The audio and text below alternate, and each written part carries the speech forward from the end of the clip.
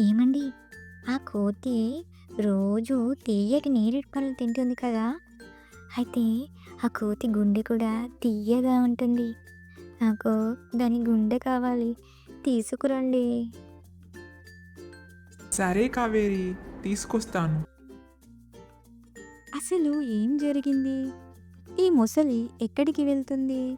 తన స్నేహితుడు ఎవరు? తెలుసుకుందామా? అయితే పదండి, కథలోకి వెళ్దాం.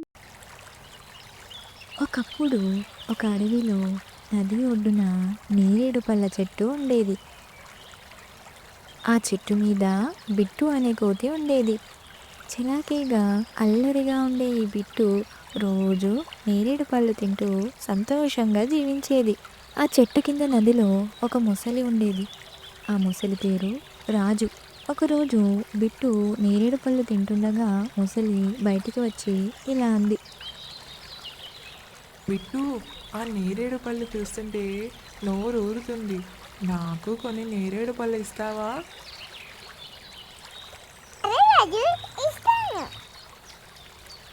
అని ఆ కోతి కొన్ని నేరేడు పళ్ళని మొసలికి ఇచ్చింది. ఇలా రోజు మొసలి వచ్చి నేరేడు పళ్ళు తింటూ కథలు, కబుర్లు చెప్తూ సరదాగా గడిపేవారు. అలా ఇద్దరూ మంచి ఫ్రెండ్స్ అయిపోయారు. మొసలి నేరేడు పళ్ళు తన భార్య కావేరికి కూడా తీసుకెళ్ళేది. ఇలా కొన్ని రోజులు గడిచాయి. అయితే ఒకరోజు రాజు భార్య కావేరి ఇలా అంటుంది.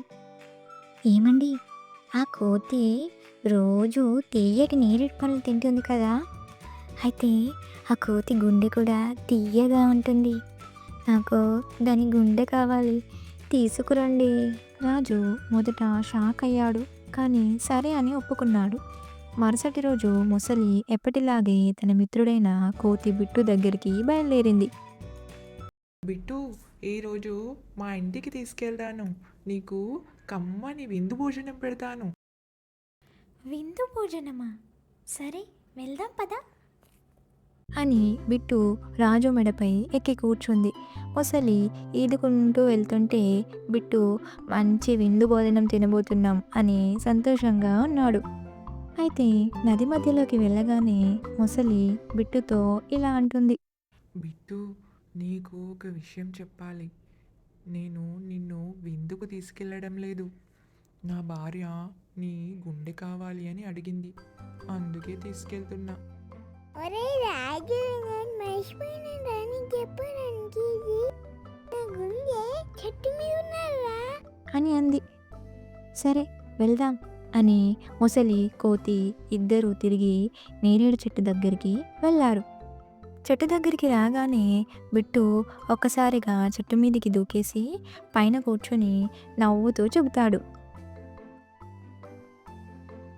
ఒరే రాజు, ఎవరైనా తన గుండె చెట్టు మీద వదిలేస్తాడా? నీవు మోసగాడివి. నేను తెలివిగా ఉన్నా కాబట్టి తప్పించుకున్నా నీ నుంచి.